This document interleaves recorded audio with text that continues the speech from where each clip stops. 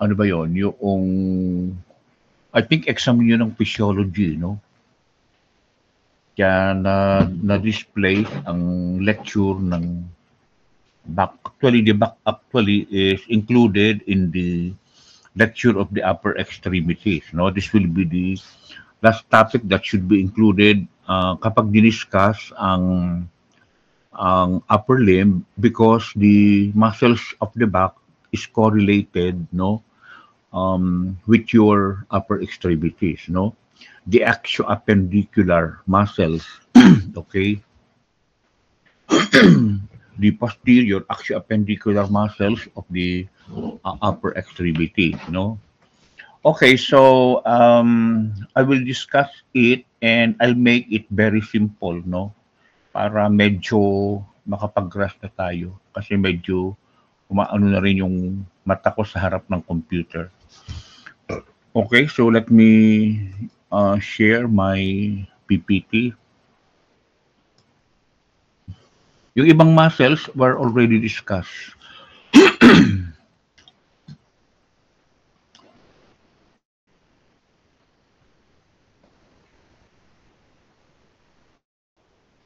Okay, so can you see this class?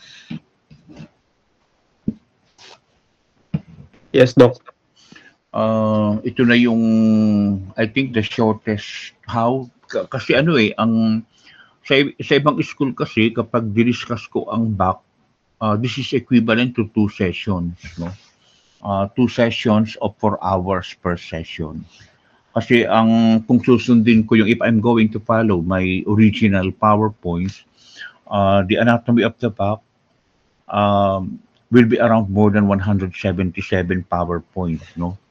So I removed some, no, and did not include the contents of the vertebral canal, no, because we are going to discuss that in the spinal cord in neuroanatomy, no.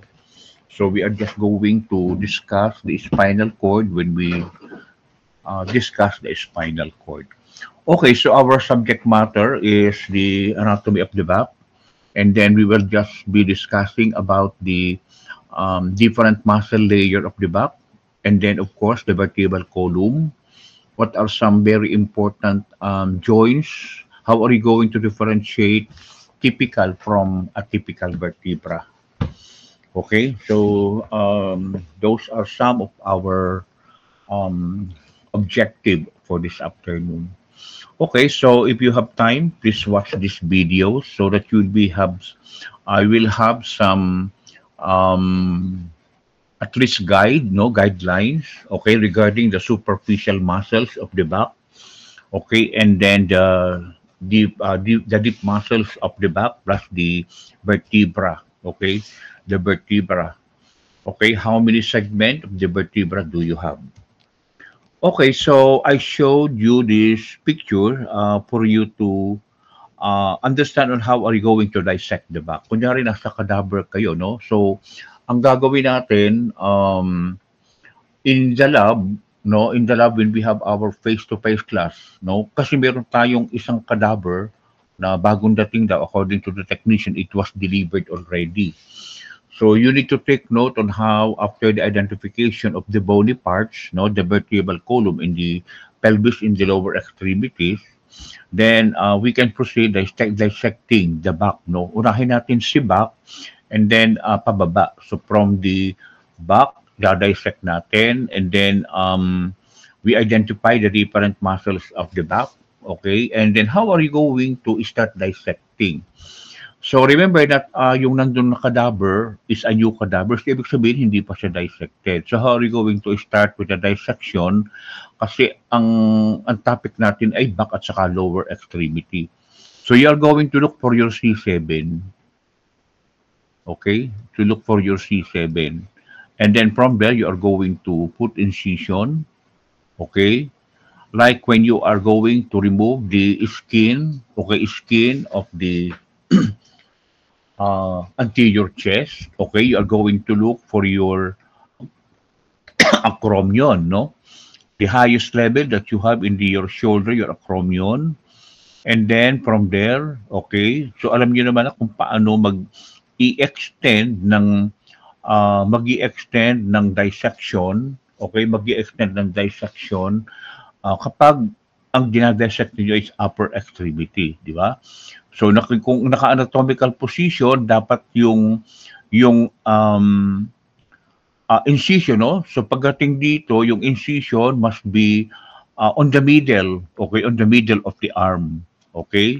So ngayon dahil nasa likod tayo, no, 'di ba yung incision nandiyan. Okay, pretending na nandito yung incision natin, yung una.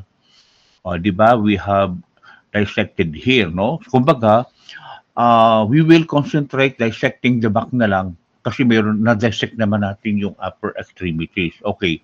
So kung how are you going to continue, no? Dalawang side, okay? Okay, so alam niyo na yung gagawin. So nandyan. Okay, so put incision on this area here. Okay. And then, how are you going to dissect, no? Pagdating doon sa baba. Okay, so ganun din, you are going to make an incision at the midline. Kung nasaan yung mga spinous process. Okay, and then pagdating doon, no, you are going to follow the your pelvic, no, your pelvic cavity pa ganyan.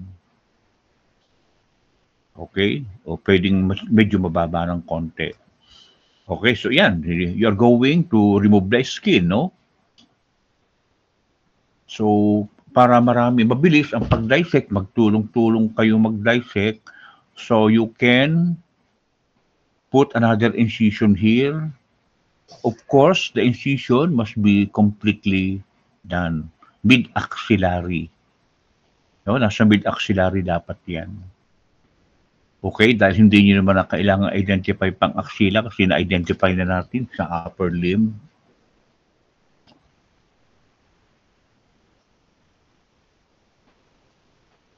Ayan. Then start removing the skin. Now, remember class that the skin of the back is thicker, no? The skin of the back is thicker in comparison to the skin of the anterior chest kasi we are more prone to lie down rather than into the prone position, no? So mas ano tayo nakasupine, nakahiga ng nakatihaya. So that's why the skin of the back is thicker. If you're going to compare it with your skin of the anterior chest. Okay, then remove the skin. Okay? And then after the removal of the skin, you try to identify the different dermatologic vessels. You can see your dermatomal innervation and the different shallow, okay, or the superficial base that you need to identify. Okay, and then after the removal, then you can remove all the different fascias, on both sides, right and left, okay?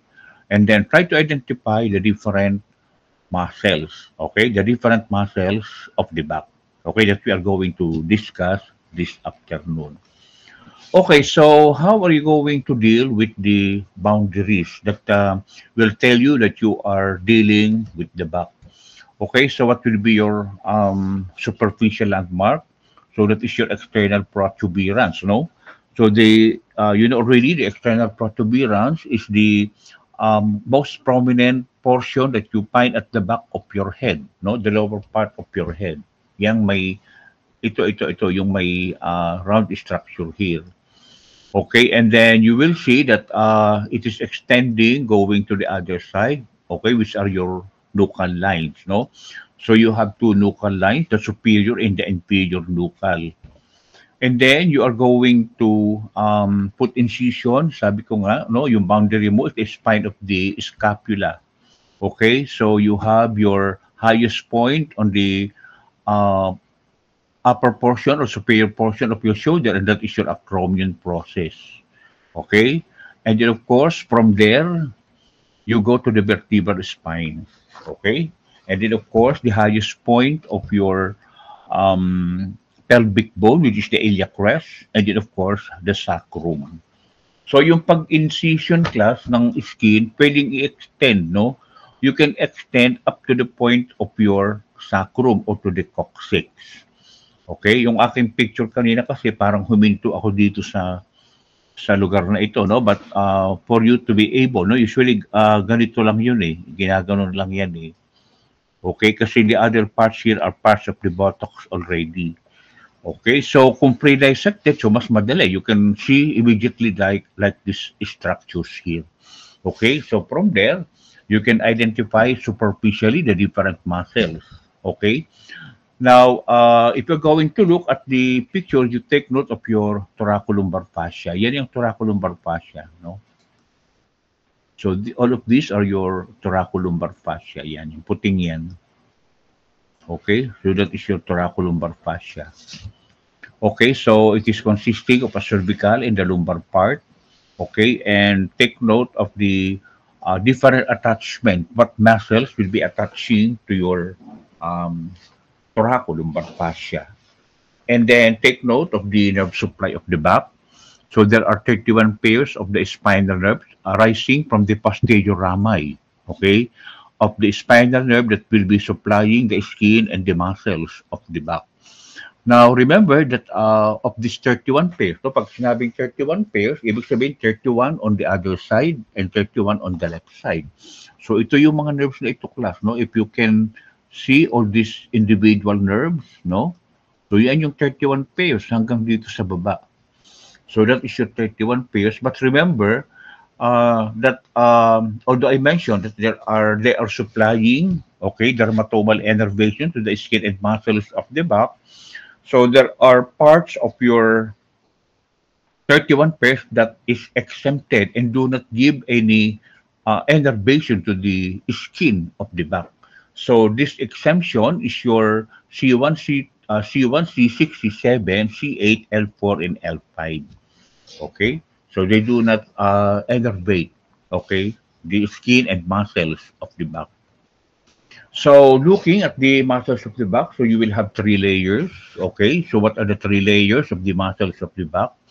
The superficial, intermediate, and the deep. The deep muscle is also called post-vertebral muscle. Okay, so the superficial layer is associated with the shoulder girdle, and they are inserted to the bones of the upper extremities, specifically the shoulder bones. And the main function of the superficial layer is to assist moving the upper extremities. Okay, then we have the true muscles, okay, the true muscles of respiration, and that is the intermediate muscles of the back. So these muscles are the ones that are involved in respiration. And remember that they are very important during forceful inspiration because they are the one that is moving the ribs, okay? So when you inspire, what will be the movement of the ribs? When you expire air, what will be the movements of the ribs? And then you have the deep and the post-vertebral muscles which are responsible for the maintenance of movement of the vertebral column. Okay, ano nangyayari if you are going to bend, no? You are flexing your vertebral column, no? When you are sitting down, what are the muscles responsible to act, okay, and move the vertebral column? So the post-vertebral or the deep muscles of the back are the intrinsic muscles. So when you say intrinsic muscle, they are the origin and insertion are within, okay, within your vertebral column. That's why they are called post-vertebral. So they are the ones that is responsible for the posture, okay, for the posture and movement of the vertebral column. Okay, so you know that already. That is your trapezius, and then you have your latissimus dorsi. So you are now we are now discussing the superficial muscles of the back. So you have your trapezius, you have your latissimus dorsi, and then you have your levator scapula. Okay, so take note of the different insertions in origin, action, and nerve supply of this muscle. Okay, I will not elaborate more anymore because we discussed this already when we discussed the upper extremities. And then, of course, you have your rhomboid minor and you have your rhomboid major. No, we identified that already also in your lab during the last time. And then, your triangle of auscultation. What are the boundaries of your triangle of auscultation? I think I also demonstrated this already. Okay, so in your new cadaver, no, try to locate your triangle of auscultation by looking at the boundaries. Okay, the lateral boundary, or I mean the middle boundary is your latissimus dorsi. Okay, the superior is the trapezius and the medial border of the scapula. So this is very important because of the breath sounds that are being best heard when you are trying to auscultate the patient's breath sounds. Okay, and then your lumbar or lumbar of petit or the lumbar triangle of petit, no, yung may blue. Okay, so it is bounded by the external oblique, latissimus dorsi, and the iliac crest, and this is the common site of lumbar hernia. Okay, so we are finished discussing the superficial muscles, and we are now already in the intermediate. So how are you going to locate? No, I think we also give and try to locate this. No, so when you say intermediate, so you are going to dissect. Okay, you cut the rhomboids. Okay, you cut the rhomboids, and of course, you will be able to identify the rhomboid by cutting your trapezius. No, you are going to cut the trapezius. I told you when you are going to cut the muscles, the cut should not be on the site of, of insertion. There must be some point 1 to 3 inches, no, or 1 to 2 inches of muscles that will be left behind, and then you reflect. Do not entirely cut this way. No, you are just going to reflect it on the lateral side. Okay, and then after the identification, already you're superficial, okay? You'll be able to identify the rhomboideus, and you'll be able to, under the rhomboids, no? Do not cut like this, the rhomboid, no? You need to just reflect it, no? You cut here, and then reflect your rhomboids going to the lateral side, so that you'll be able to identify the serratus posterior superior, and then you cut, okay, your latissimus dorsi here, and then reflect it to the other side, okay, and identify your serratus posterior inferior muscle, okay. So that is your superior, posterior, inferior, okay, muscle of the back, which are muscles of the intermediate, okay, intermediate layer of the muscles of the back. Okay, so from there, no, so there are only two muscles of the intermediate layer, the serratus, okay, and then take note that in the anterior, on the lateral side of the chest, you have your serratus anterior, no? So you need to take note. And then, if you could identify the long thoracic nerve, makikita mo yung long thoracic nerve, dumadaan yun pababang ganyan. Okay, so please, we are going to identify it. Okay, so we are already in the deep group layer. Okay, so when you are in the deep layer, no, in the deep layer of the back is divided into three more layers. So they are classified as the superficial deep, superficial. I mean, a deep superficial layer of the back, intermediate deep muscle layer, and the deep, no? Ibig sabihin, yun na yung pinakamalalim. Okay, so your deep muscle layer is classified as superficial, intermediate, and deep. Okay, so those are the classification of your deep muscle, no? We are already in the third layer. So the first layer that you are going to see in the deep muscle layer, okay, which is belongs to the superficial category, is the erector spinae group of muscle. Okay, so if you're going to look at the superficial deep layer, no, you identify from lateral to median. So this layer, or the first layer, is what we call the erector spinae group. Okay, yung mayroong pointer na black. So remember that in your erector spinae, identifying it from lateral to median, is divided into three, no, from lateral to median. So the most lateral among the erector spinae is your iliocostalis muscle.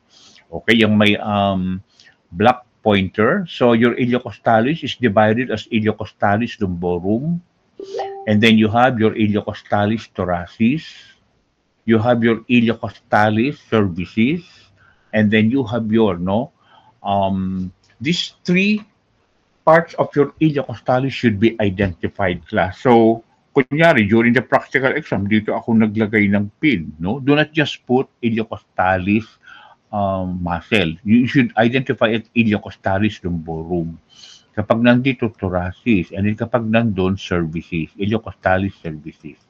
Okay, so take note of the different origin, insertion, action, and nerve supply. Now, medyo madaling, it is easier to memorize the action and nerve supply because almost they have the same. Okay, the same nerve supply and the same action. Okay, same action because they are really meant for the movement of your vertebral column. Okay, so on the intermediate side of your erector spinae, so we said, so this is your iliocostalis, no? So at the middle, and the bigger one is your, the bigger or the biggest or the largest among the erector spinae muscle is the longissimus. Okay, so you have your longissimus thoracis. Okay, you have your longissimus cervicis, and then you have your longissimus capitis. Okay? So, sabi ko nga sa inyo, class, if the pointer is pointed on that specific part, no, not specifically, if you will be asked to identify a specific, so what type of longissimus muscle is pointed. So, kunyari inandito or pinned. So, if the pin is somewhere over here, then you call it longissimus cervicis. Okay? Kapag nandito, capitis. Okay? So, that is how we're going to identify longissimus. So, knowing, as I said, no, the longissimus has different actions depending whether it is capitis or thoracis and cervicis. Okay? And then, definitely, the nerve supply will be coming from the posterior rami of the lower cervical, thoracic, and lumbar spinal nerves. Okay, so the third group of your erector spinae is located just immediately on the lateral side of your spine. Okay, kaya ang tawag sa kanya spinalis. Okay, so this spinalis is divided into three parts: spinalis thoracis, cervicis, and decapitis. Okay? So that is yung cervicis and decapitis. Yung capitis yung medyo malapit sa head. Okay? And then this is your thoracis. Okay? So your spinalis group of muscle, which are erector spinae, extend the vertebral column. Okay? So it extends the vertebral column. Okay? So again, to repeat, the most lateral is your iliocostalis, okay, longissimus, and then spinalis group of the erector spinae muscle on the superficial muscle layer of the deep muscle layer of the back. Okay, so in the intermediate layer of the deep layer or the deep muscle layer of the back, it is what we call your transverso spinalis. So the most superficial among the deep muscle layer is called erector spinae.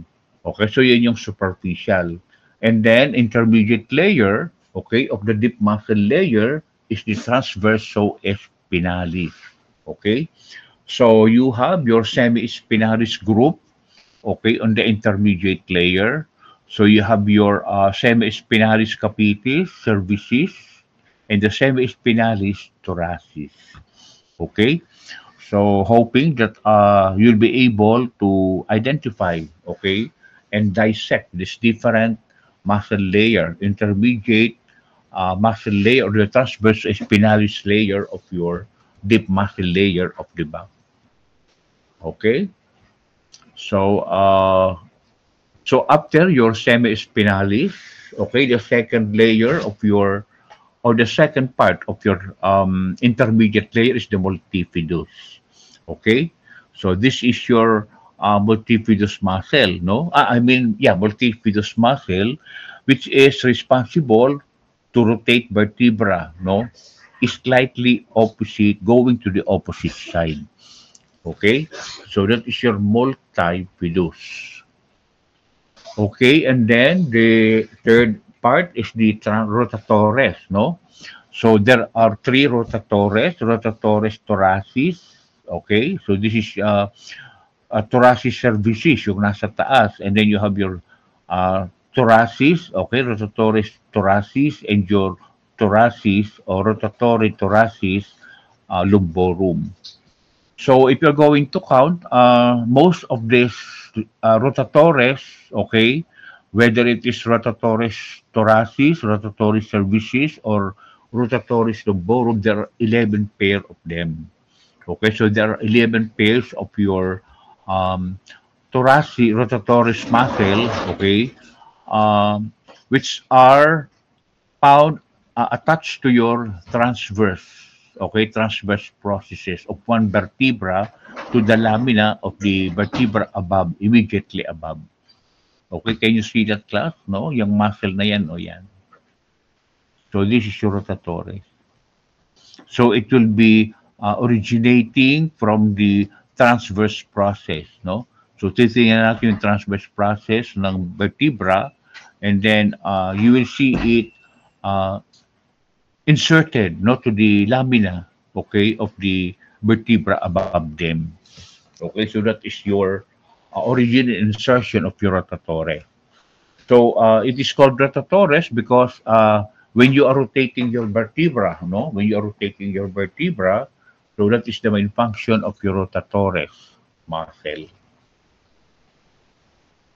Okay, so from your semi-spinalis, rotatores, then you have your interspinalis. Okay, so the interspinalis class, no, so they are found connecting, no, the deep layer, no, the deep layer of your deep muscle layer of the back has three layers, and the first one is your interspinalis.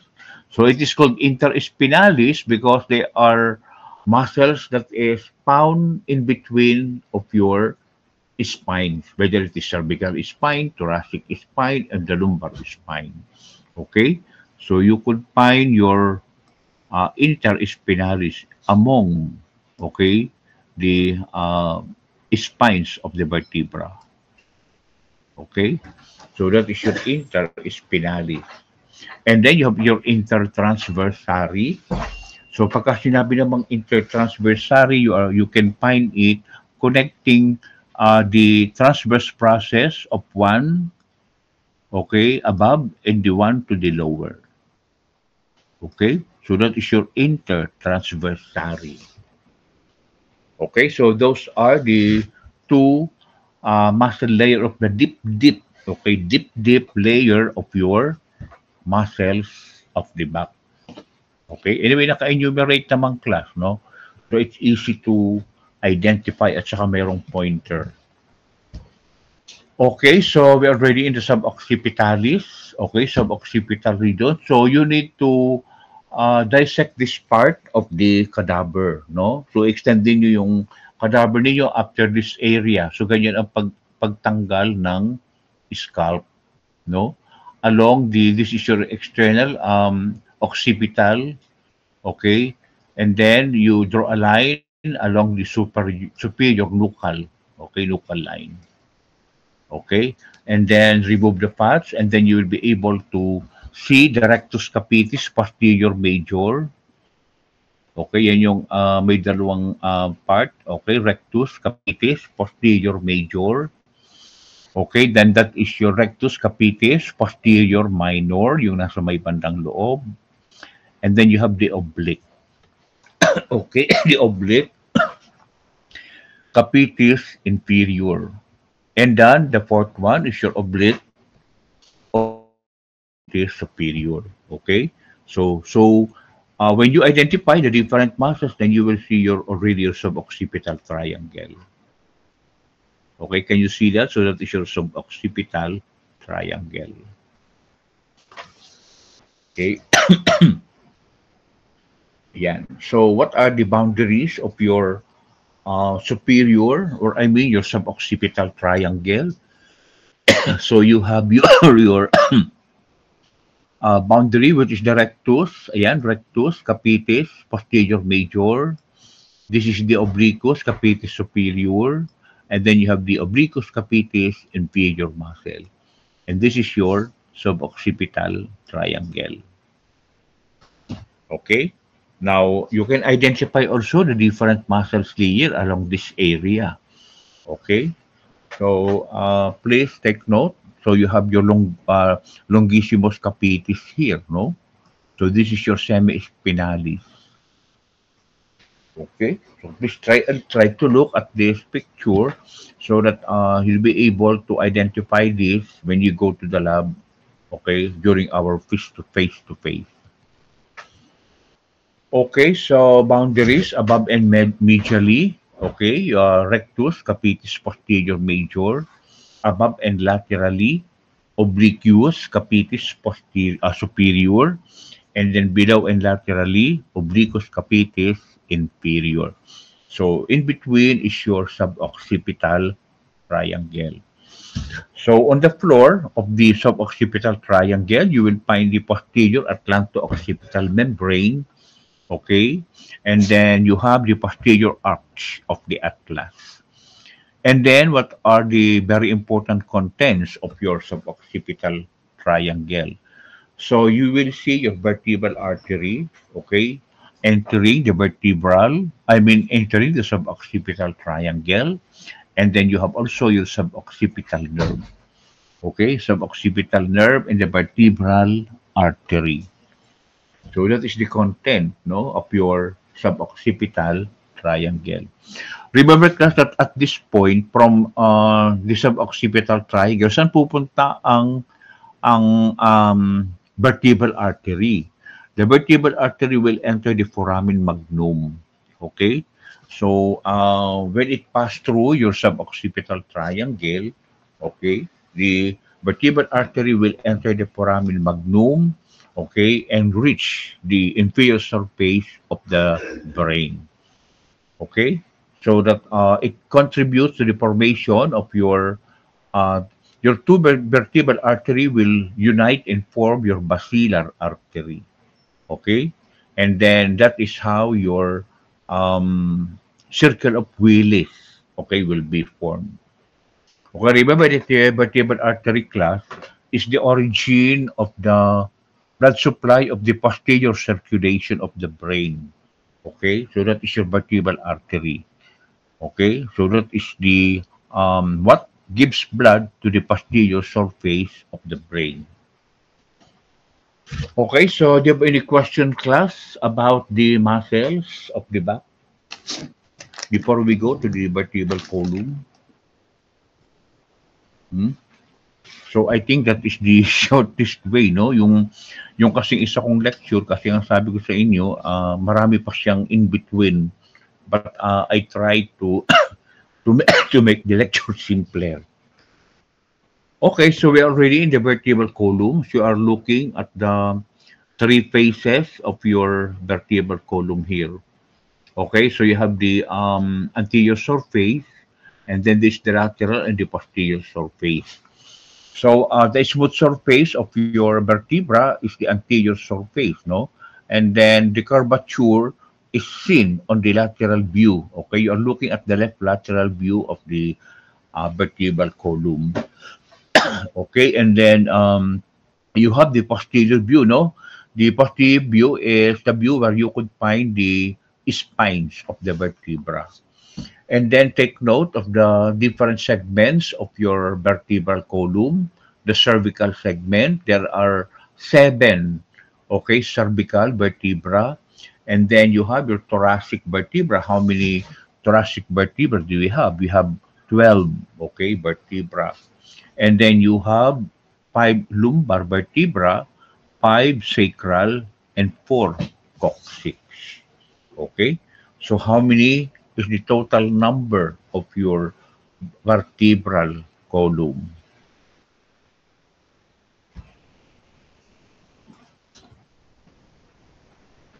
Excuse me for a while, class. Okay.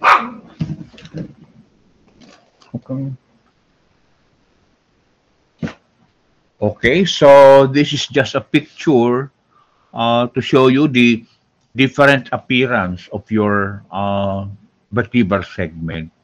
Okay, so this is your cervical vertebra. There are 7, 12 thoracic. Okay, and then you have your lumbar. Now, if you're going to look at the appearance, no, of your vertebra, okay, in the cervical segment, how are you going to differentiate it from the rest? The spine of your cervical vertebra are biped, okay? Dalawa siyang, no, biped siya. Okay? So the spine of your cervical vertebra are biped. Okay? But take note that you have your atypical, and that is your C1 and C2. Okay, the C1 is the atlas, and then you have your axis, which is your C2. Okay, so the typical C1 class, no, is like a ring, no, ring shape appearance.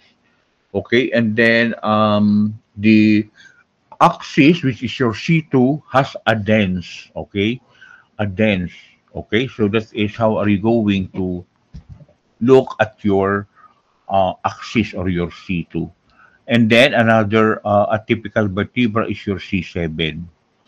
Okay, the appearance of your 7 or your vertebral prominence, which is your C7, is similar to the thoracic vertebra. Parang ang lapit na ng um, similarity ng your C7 to your thoracic vertebra. Okay? So ano naman ang thoracic vertebra? The vertebral body. Okay. Ang isa pang feature class ng cervical vertebra, okay, so usually they do not have the body, vertebral body. Okay, wala siyang vertebral body. Kung meron man, they are very small. Okay, and the opening of the foramen, okay, is large. Now, how about the thoracic? So there are 12 thoracic vertebra. And then if you're going to differentiate it, no, the spine are long and bended downward and obliquely. Okay, naka-oblique siya and they are long. Okay, the vertebral body is shaped like a heart or heart shape. And then among the different segments of the vertebra, the thoracic vertebra are usually considered as the typical vertebra. The typical vertebra. They have long processes, bending downward, and they are usually very close to each other. Okay, please try to look at the picture. No, can you see? So parang dikit-dikit yung spine ng thoracic vertebra. Okay, so they are very close to each other, bended obliquely. Okay, and pointing downward. Okay. Now, ang lumbar vertebra naman, no, if you're going to lift the lumbar vertebra, they are heavier. Okay, and the shape of the spine is like a square. Okay, so they contain squared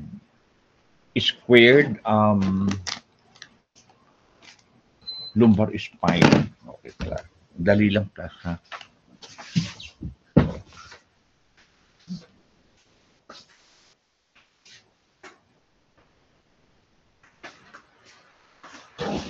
So they are heavier. The vertebral body, the shape of the vertebral body is like a kidney. Okay, kidney shape or bean shape.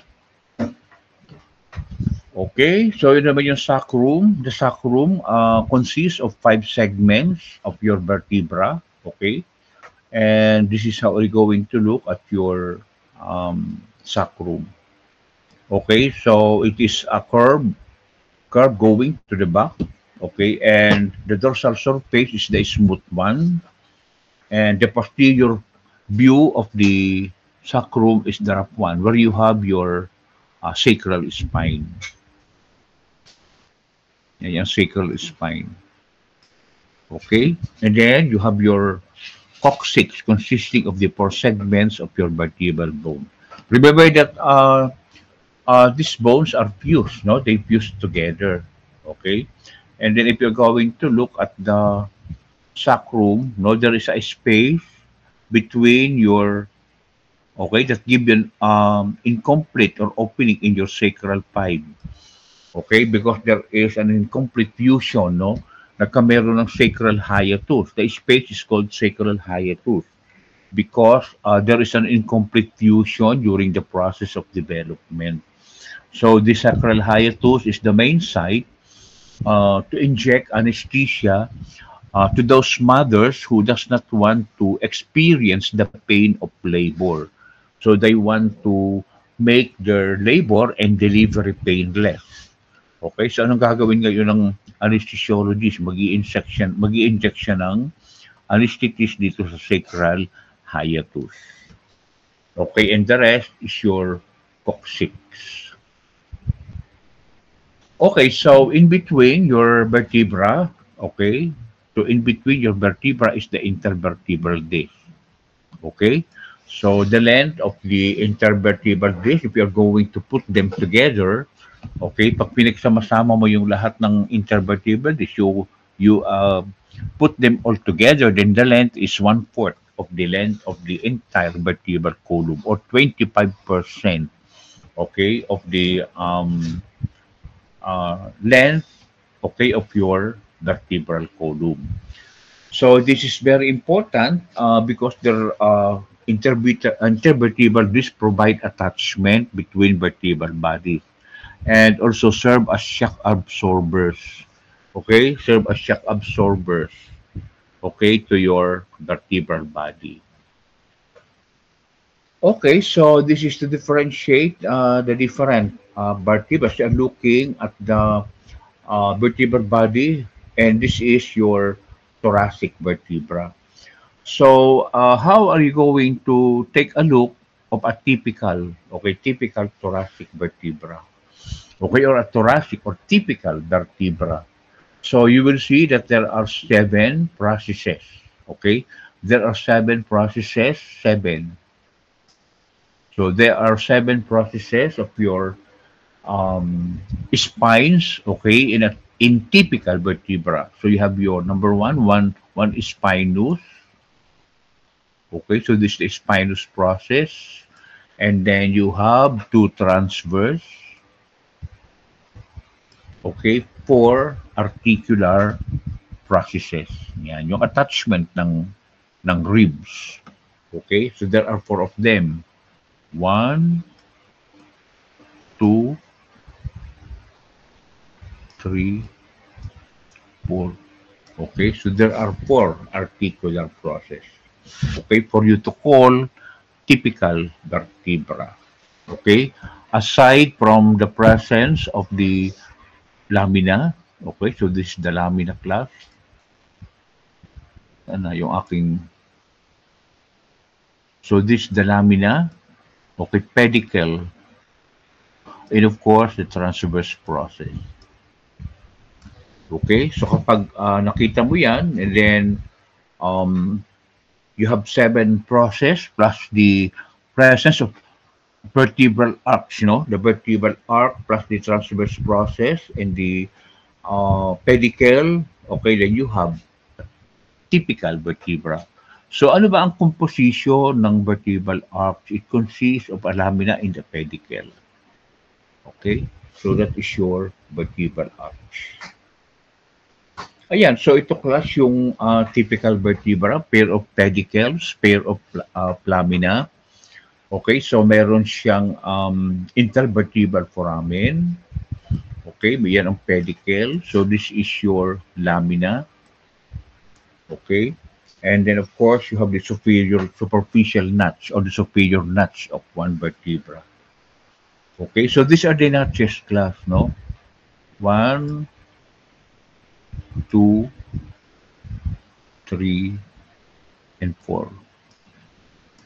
So those are the four, okay, notches for the attachment of the ribs. Okay, so that is your superior vertebral notch, okay, for my individual. So looking at lumbar vertebra. Okay, so if it is lumbar vertebra, okay, then you will see the spinous process, okay, square shape, okay, this is your transverse, pedicle, and then you have your inferior vertebral notch, okay.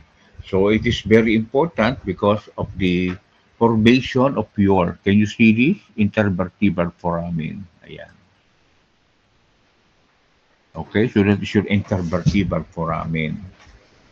Okay, and then you have two processes, okay? The attachment or the articulation between your inferior articular and the superior articular process. So what type of joint is the articulation between the inferior and the superior articular process? So that is what we call sigapophyseal joint. Okay, sigapophyseal joint or adpacet joint. Okay, so yan yung qualification to have a typical vertebra. Okay, vertebral body, vertebral arch, ito yung body. Okay, if thoracic, that is shape, heart shape. And then you have seven processes, no? So, three are for muscle attachment, no? Ito yun, no?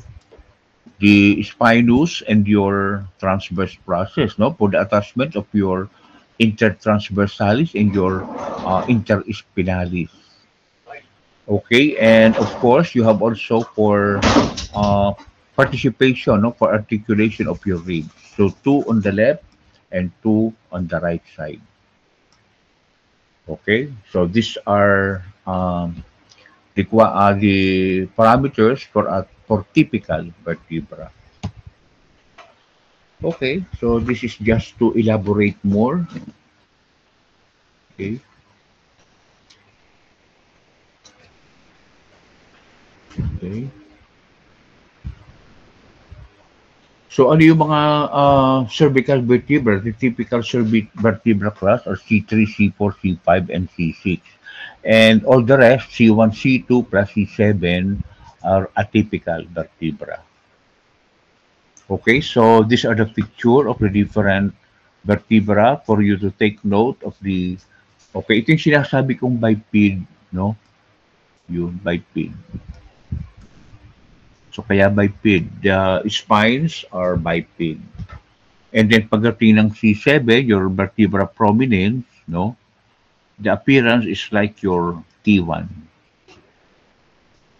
Okay, so cervical vertebra has variety of motion, flexion, extension, lateral, flexion, and limited rotation.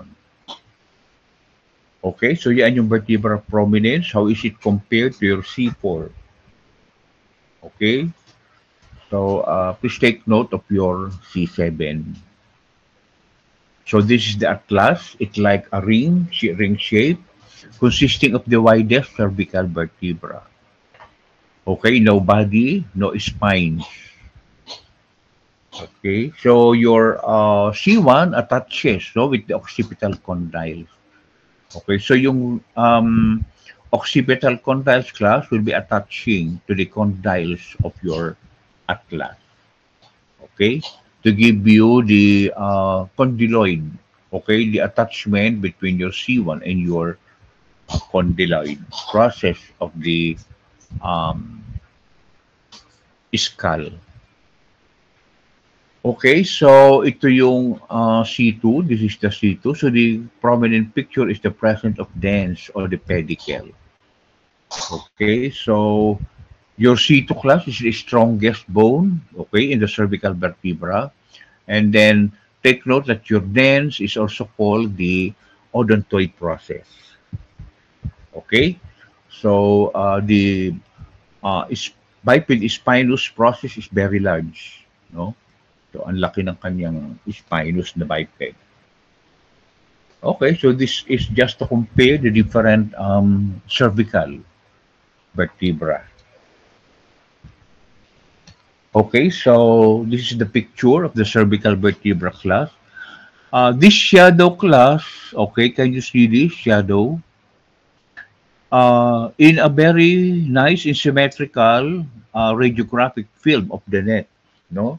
So this shadow or air in the trachea, that is a trachea class. Remember that the trachea is a tube, okay, where air is passing, going to the lungs, okay. So it must be seen that your trachea should be at the middle, no? If you see air at the most middle part of the radiographic film of the neck, then you can say that it is a very good film.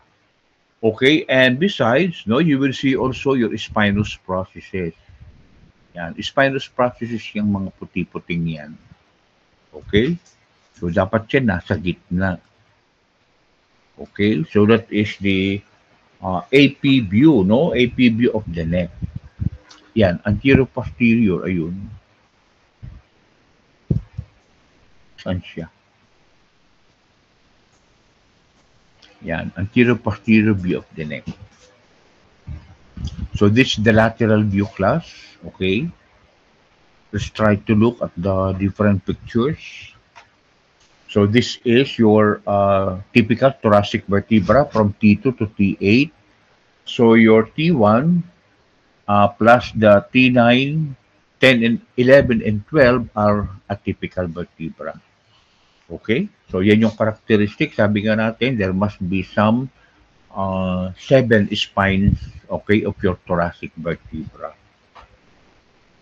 Okay, so can you see? So this black structure here, okay, in the ribs will be articulating the superior facet and the inferior facet. Okay, so doon siya mag-articulate. And then this blue structure here, okay, will articulate with this one. Okay, so remember that these are your transverse process, no, the facet present in the transversus process of the thoracic vertebra. Okay, so this is another radiographic film of the thoracic. Okay, so this is the T12. No, we said that the appearance of the last segment of the bone is similar to the first bone of the actual segment. Gaya nito class, no? So T12 ito, no? So kung hindi nakalagay na T12, hindi nyo siya ma-identify na it is T12 because the appearance is just like appearance of your lumbar vertebra. Okay? So, typical vertebra, L1, L2, L3, L4, L5. Okay, sabi nga natin, paano siya naging typical. Okay, so the vertebral body is like a kidney shape. Okay, and then take a look at the appearance of your lumbar vertebra. Okay, so the spinous process are short. Yeah, you can see it short and sturdy, thick and broad. Okay, so it's like a hatchet. Para siyang hatchet. Okay, so in the lumbar vertebra class, no? So the articular process, yung superior yung naka-red. Okay, so that is your superior articular process. There are 2 of them. And then you have the inferior articular process, also 2 of them. Okay, which is found at the anterolateral side of your vertebra. Okay, so this green structure is for the articulation of your mammillary bodies. Okay, ang tawag yan mammillary process. Okay, so please take note of your lumbar vertebra. Okay, so that's the attachment for your mammillary process. And then the blue ones are the accessory processes, which are your mammillary process class is for the attachment of the multifidus and the intertransversary muscle, while the accessory process is for the attachment of the intertransversary muscle. Okay, so these are your lumbar vertebra. Okay, class, the most stressful, no? The most stressful vertebra is your L5, okay, because it carries the whole weight of the human body, okay, and this is the most movable part of your lumbar vertebra, okay. So that angle there is what we call the lumbosacral angle. So we're already in the sacrum. Okay, so the most important part of the sacrum is your sacral promontory, no? Okay, please identify your sacral promontory. Itong sacral promontory. It is very important among obstetricians. Okay, so this is how are you going to measure your conjugate. Okay, so the anterior posterior, when you insert your finger to the vagina of your patient, okay, you're going to feel for your sacral promontory. Okay, and you're going to measure is it normal in size or the diameter is normal or not normal or is smaller. Because if the conjugate of the patient is lesser than the normal, then what does it mean? It indicates that if the conjugate diameter is less than normal, then the patient will not be able to to deliver normally. Okay, she needs to undergo cesarean section. Okay, so there are five sacral segments of your vertebra in your sacrum. Okay, so that is your dorsal sacrum, coccyx, anterior and posterior view, and then you have your lateral view. Okay? Doon sa lateral view class, very prominent yung sacral hiatus. Okay? So yan yung sacral hiatus. This is the place where you inject the anesthesia of the patient. Okay, so let's just give more on the joints of the vertebral column. So you have your joints of the vertebral columns which are classified as symphysis. Okay, symphysis. So joints among vertebral body. Yung pagdudugtong-dugtong ng vertebral body class, in between you have your intervertebral disc. Okay, it's a symphysis type of joint. So you will find secondary cartilage. It is classified as a secondary cartilaginous type of joint. Okay, and this vertebral body, because of your intervertebral disc, is designed for weight bearing. Okay, so joints of the vertebral arches. So the joints between the superior and the inferior vertebral arch, okay, or superior arches or facet, okay, is called the sigapophyseal. Okay, so the sigapophyseal is a plain type of your synovial joint. Okay, and then it admits gliding movements between articular process. Now, in the craniovertebral, you have two, the atlanto-occipital. So this is the articulation between the atlas and the occipital condyle. Okay, so this is a condyloid type of your synovial joint. And then the articulation between the C1 and C2, which is the atlanto axial, which is also considered as synovial type of joint. Okay, so this is your C2 because of the presence of your um, dens, okay, or odontoid process. So this is your C2. Okay, so this is your C3 already. Okay, so I told you already that the condyles of your occipital will be articulating with the um, superior articular surface of your atlas or your C1. Okay.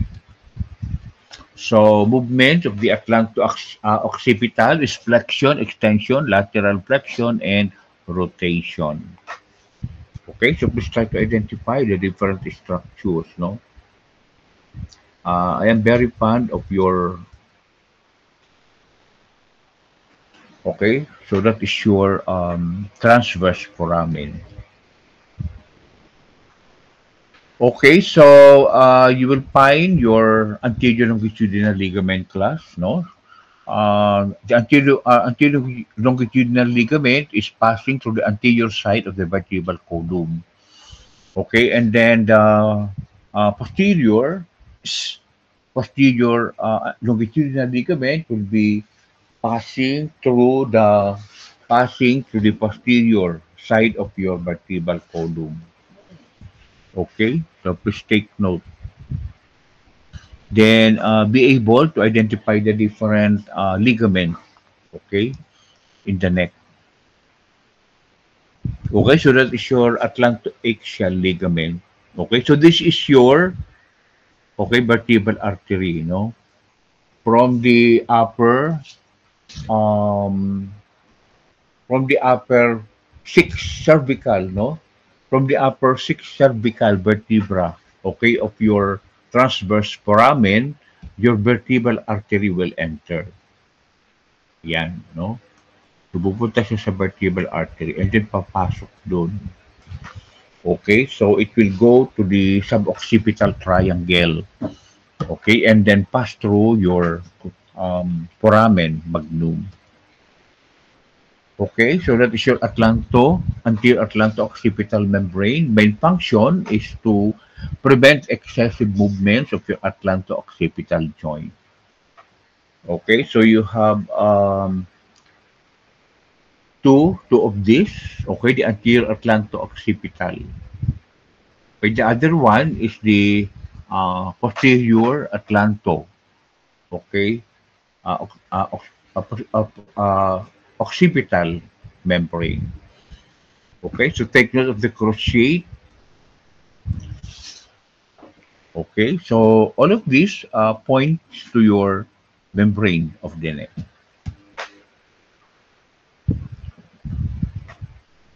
Okay, so this just to show you the different parts that you see in the neck. Okay, go over this. So your atlantoaxial or atlantoaxial joint class consists of three synovial joints, the pivot and the gliding. Okay? So class yung pivot, di ba you have a dens, no? Pupunta yun doon sa kanal. Kaya tayo nakaka-pivot.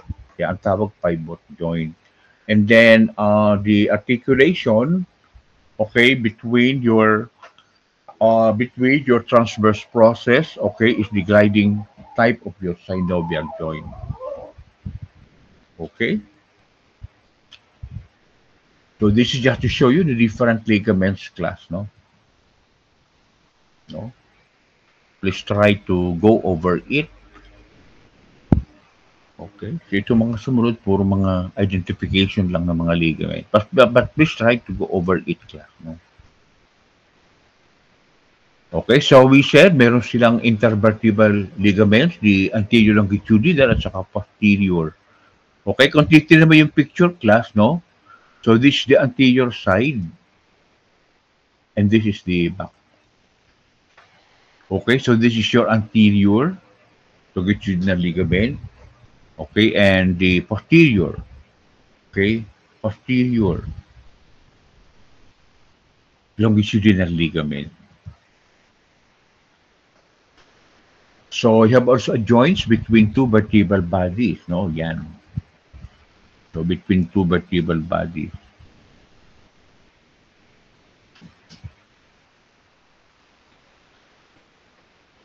Okay, so this is the appearance of your intervertebral disc consisting of the annulus fibrosus and the nucleus pulposus. Are you still with me, class? Huh? Yes, no. Tapos, no? So this is how your intervertebral disappear, no? So remember that the middle portion of your intervertebral disc, okay? So it is like um, a dilated part which is consisting of a fluid. Actually, hindi siya fluid, para siyang gel. Ang laman ng intervertebral disc, yung nucleus pulposus is like a gel. Remember that the intervertebral disc serve as the cushion of your vertebra. Okay? But of course, maski merong cushion, nandun yung intervertebral disc, you can also have your compression fracture, no? Kunyari bigla kang napaupo, ang lakas ng pag-upo mo, no? There could be some compression fracture or straddle injury of your intervertebral disc. Okay, so it could give some different types of abnormalities, okay, in your vertebra. Okay, so kapag naman nerve supply, the usual nerve supply comes from the small meningeal branches of your spinal nerve. Okay? Yan. So these are your meningeal branches of your spinal nerve. Ito at saka ito. Okay? So this is your anterior ramus of your spinal nerve. Okay, so this just okay. The major blood supply class of the um, spinal cord is the recurrent meningeal nerve. No? That is the nerve supply. Okay, recurrent meningeal nerve. Okay, so when it comes to curvatures, so pagdating ng fetus, no, there is only one curve. Okay, and the curve is primary. No, kapag primary kasi pag ganyan, primary. Okay, so pagdating ng newborn, may primary and then may maliit na secondary. Okay? And then kapag 4-year-old na class, okay, meron na siyang primary at secondary but they are shallow.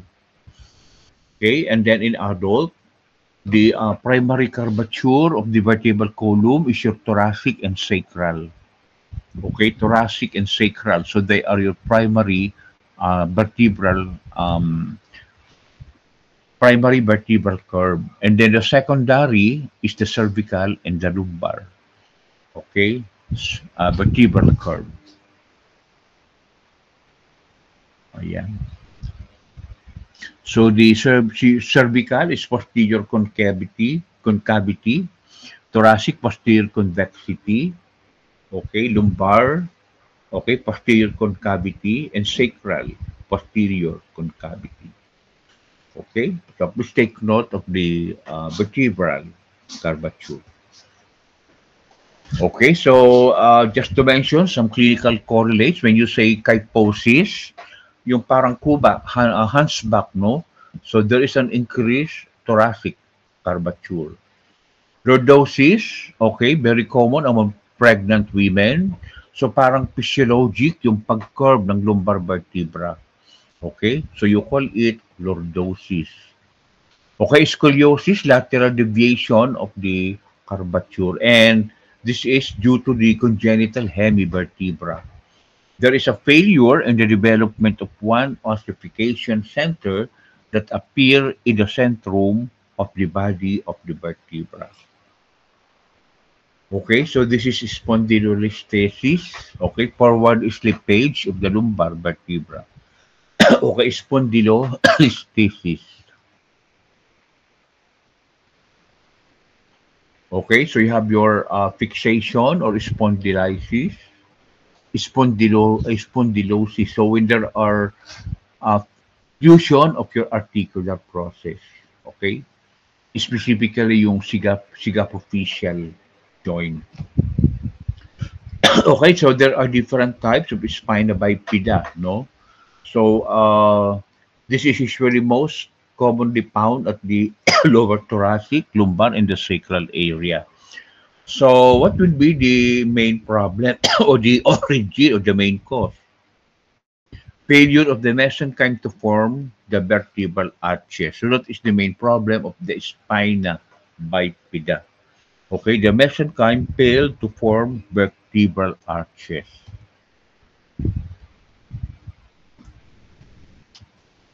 Okay, so please take note of the different types of your spina bifida. Class, as one of your assignment, please include no your formative assignment. Kindly define the different types of spina bifida. Okay, define all the different types of bifida. You can put it in a table. Okay, and then submit, no, using the Google Classroom. You can create a Google Drive, no, para hindi masyadong mapuno ang Google Classroom. Plus sa Google Classroom siya ipo-post, no, hindi sa Messenger or hindi sa Viber. Okay? So the president will consolidate and put it in one Google Drive. Okay, so meron na kayong assignment kanina, yung picture plus ano pa ba yung assignment ko kanina, and then now, no, spina bifida.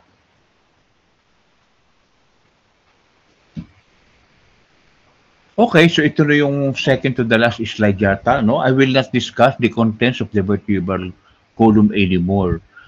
Because the contents of the vertebral column, which is the spinal cord, will be discussed entirely in neuroanatomy. Okay? So doon na lang natin i-discuss ang spinal cord sa neuroanatomy. Just remember, class, that the content of your um, vertebral column, okay, which pass through your vertebral canal is your spinal cord. Okay? So just remember that the meninges, okay, that is covering the brain is the same meninges that covers the spinal cord. Okay? So you'll be able to understand this clearly, okay, when we discuss the spinal cord. Okay, kaya dumami kasi yung slide ko ng 200 plus slides is because of the spinal cord. Okay, so as I said, we will not discuss that here anymore. We will discuss it mainly in the neuroanatomy. So that is your back, anatomy of the back.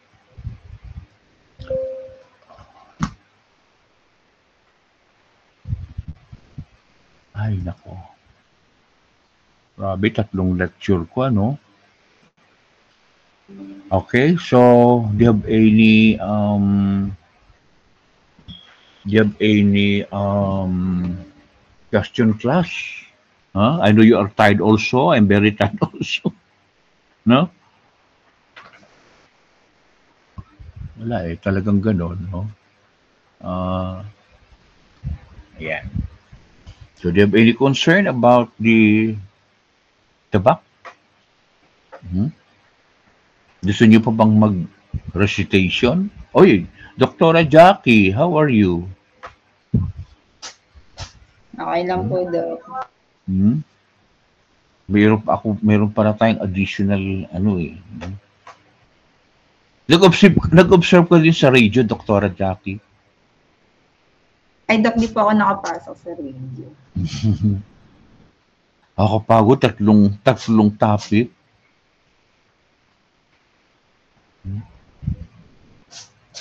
Okay.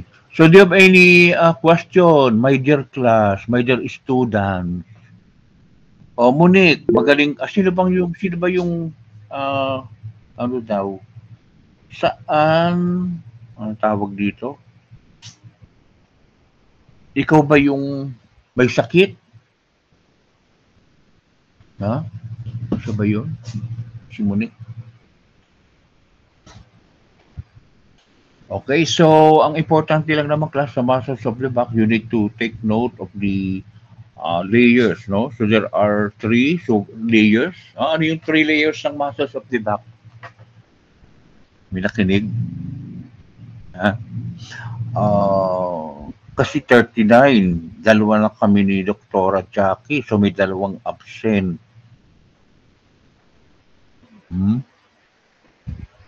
May dalawang absent, ha? paki-screenshot ulit ng attendance, Miss, sino nga ba? Mikeri. Okay, what are the layers of your muscles of the back? Ano bang oras na alas? Superficial po, intermediate, saka deep. Okay, superficial, intermediate, and And your deep. What is the main function of the superficial layer? Ha? Move Anong the upper function? limbs po. So they are the ones that is responsible for, what is the main responsibility of the superior muscle? They are called extrinsic. Bakit siya extrinsic? They are responsible for what? They are Movement of upper limbs po. Okay, so movement of the upper limbs. Okay, can you give example of the muscles of the superficial? Now, you're very familiar with that already, no? Trapezius po. Okay, trapezius, latissimus, dorsi, your rhomboids. Okay, how about the intermediate? Dalawa din lang yun. And what is the main responsibility of your intermediate layer? Assist po sa respiration. Okay, they lumbar for the posture, no? Lumbar posture. So what are these two intermediate layers? Serratus posterior superior and serratus posterior inferior. Inferior. Okay, very good. Okay. And then, how many layers do you have in the deep? So your deep muscle layer are called intrinsic muscles. Okay. So under the deep, how many layers do you have in the deep layer of the muscles of the back? 3 po. Okay. So what are they? Superficial, intermediate, saka deep. Okay. So the superficial, anong function ng superficial? And remember that the superficial is divided into 3, no? Can you identify from lateral to medial, medial side? What is the most lateral muscle of the muscles of the back? Iliocostalis. Iliocostalis.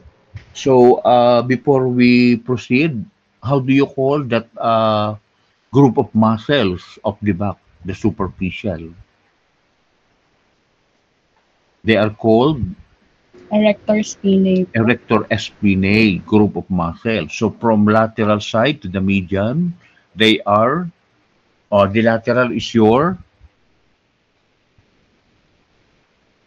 the most lateral is? Iliocostalis. And then in the middle? Longissimus. Longissimus. And then the most medial is the? Spinalis. Okay, so that is your superficial. How about the intermediate layer? How many muscles do you have in the intermediate?